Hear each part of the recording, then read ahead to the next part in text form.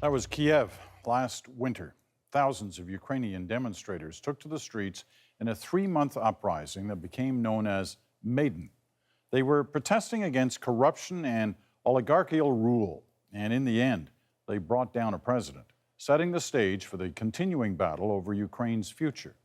At least 100 people were killed in that struggle, more in the battles that followed. Thousands were injured. And in a country unable to provide many basic necessities, it's difficult for them to get the help they need. A Canadian medical team wanted to do what they could to help, and they set out on a life-changing mission, reconstructing a revolution. The CBC's Susan Ormiston has that story. What's in there? Suction tubes, surgical instruments, saws, drills, power equipment, and all of the devices that we need to put facial bones back together again. Every departure has a story, but this one stands out. Dr. Ole Antonishin is a reconstructive plastic surgeon from Toronto, bound for Ukraine and packing a special cargo. Are you excited? Can't wait. Really? Yeah, I really am. I think it's going to be a very worthwhile trip. I think we're going to be very productive. Can't wait to get there. He and a team, 25 surgeons, doctors, and nurses from across the country, are on a mission to reconstruct a revolution, the damaged and wounded people left behind by war. Siba Haikal says goodbye to her fiancé. She's a fourth-year resident surgeon on her first ever mission. I've been wanting to do reconstructive surgery since I was a child, so I'm really happy that finally I get a chance to do this, but also to give back. This mission is organized by the Canada-Ukraine Foundation and Operation Rainbow. Some have volunteered before, but few are fully prepared, it turns out, for the emotional upheaval that comes with the casualties of war. Nearly a year ago, central Kiev was in flames. A brutal struggle between young protesters and the government of Viktor Yanukovych playing out violently in Independence Square. During the harsh winter, people armed with paving stones faced up against well-fortified security police. As tensions ratcheted up last February, explosions ripped through the labor union building. Yvonne Derzilo's son was inside. I can still see it in my mind, all these horrible memories of what happened last February. Nazar Derzilo was 16. He'd snuck out to follow his older brother to Maidan. I was feeling patriotic. I sincerely wanted to go there. Nazar was helping a friend inside what was a makeshift medical station. Roman came with a box of medications. He started to open it, and it exploded. After that, I don't remember a lot. The police phoned and said your son's a terrorist. They said he lost his hands, he lost his arms, and he's not going to survive. It was the most terrible night of my life. Nazar didn't lose his limbs. He was blinded in one eye. Today, he's undergoing one more surgery, preparations for a new prosthetic eye, under the care of Dr. Antonishin. I operated to make the eye look less sunken and more natural, match his other eye as close as he possibly could. So we've done some surgery to reconstruct the socket to accommodate prosthesis. And we've done surgery to reconstruct his upper eyelid so that it looks fuller and looks like his uninjured eyelid. And it looks very much better. So I'll come back on Saturday, I'll take all the dressings down, and we'll see what he looks like in the end.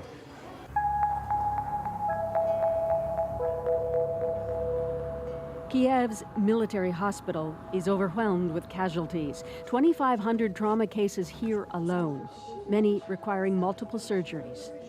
And as the revolution in Kiev subsides, a different kind of war moves to eastern Ukraine, the fight against pro-Russian separatists, sending battlefield casualties here. Some of those severely wounded fighters end up on the Canadian team's case list. Like Andriy Usach, Father, husband, 33 years old. Back in February, he'd felt guilty watching people getting shot on Maidan. So by spring, he'd signed up to fight separatists in the east. In July, he got caught, trapped by heavy shelling around Luhansk airport. Біг, потім раптово упав. I was running, then I suddenly fell. When I looked behind me, I saw my leg. The next thing I remember, a handful of doctors and nurses giving me first aid. They were cutting off my leg. Голову розвернувшись за спину назад. Immobilized for days, surrounded in the battlefield, he was nearly killed by another rocket.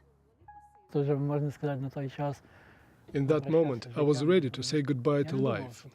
I didn't think I'd be saved, but I guess something needed me to live. Потрібно було жити. Andriy needs reconstructive surgery on his jaw and for his hand.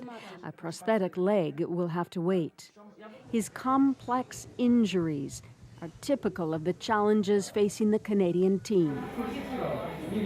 Resident Siba Heikel assisted on Andriy's surgery. When they were injured initially, it was a matter of acute making sure that their heart was okay, their lungs were okay, they were breathing fine. What we're doing here, we're giving them either better hand function, or we're making sure that their face is well fitted for prosthetic. We're making sure they can look in the mirror and be happy. So I think that's sometimes we underestimate the value of that. But now he has The Canadian team, working with Ukrainian surgeons and staff, assess more than 60 patients. They carry out 37 operations, moving between 2 beds in one room, a third in another. A majority of cases are technically complex, from skull and jaw reconstructions to scar revisions. Roman likes his results so much he hugs his surgeon, Dr. Tara Stewart.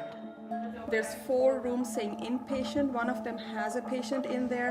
Nurse Dolly Khanna helps organize the caseload, imperative to do as much as they can in a short 10 days. We have to give ongoing help. So other teams can come and do rehabilitation or more prostheses, or just help them get back in society and be able to have a job and have a living, because this is leaving them with nothing. It's too young to go through this. There are critical wounds. Patient Alexander Kovalchuk took a bullet to his head last August. Surgeons repair his skull defect using grafts of titanium mesh. There's no bleeding on the surface of the brain. We've used titanium mesh and we've formed it to fit absolutely perfectly into that defect, to reconstruct continuity of the skull and get a normal shape. This is one of the toughest operations, and it's a success. One day later, Alexander gets a checkup by Dr. Ulana Kaun. He wears the bullet dug out of his skull as an amulet and tells her he's deeply grateful. But there is always more need than time, and these doctors can't immediately heal the mental wounds. So we are leaving European Square. Nearing the end, the medical team finally sheds their gowns and gloves to tour the now famous ground, Maidan. Thousands of students, millions of people came. Today, the barricades are gone, the tents and tires moved away, replaced with martyrs and memories. Now, with adrenaline seeping out and fatigue creeping in, the emotions break free. Very symbolic. Nadia Wachola is a nurse from Edmonton. I must tell you, it was most humbling to see the soldiers.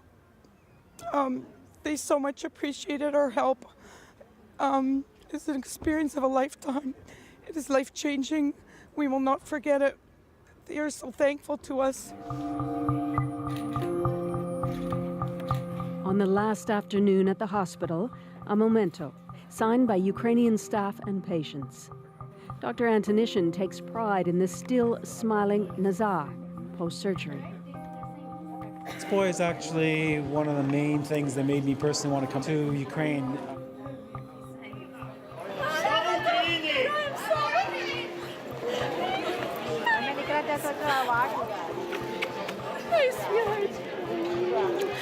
Back home, the medical team which set out to help mend a country have themselves been transformed, touched to a person, Surgeon Dr. Kaun.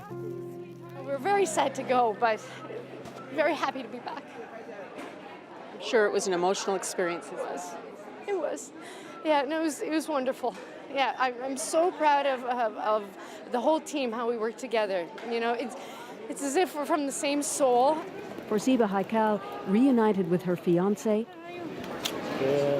her first mission gave her far more than she'd ever dreamed. There's so much that we can still do, and there's so much to do. And I think we sort of just started. It was definitely very challenging, and it was extremely gratifying. There is a spirit here, a sense this isn't the end, more like just a beginning.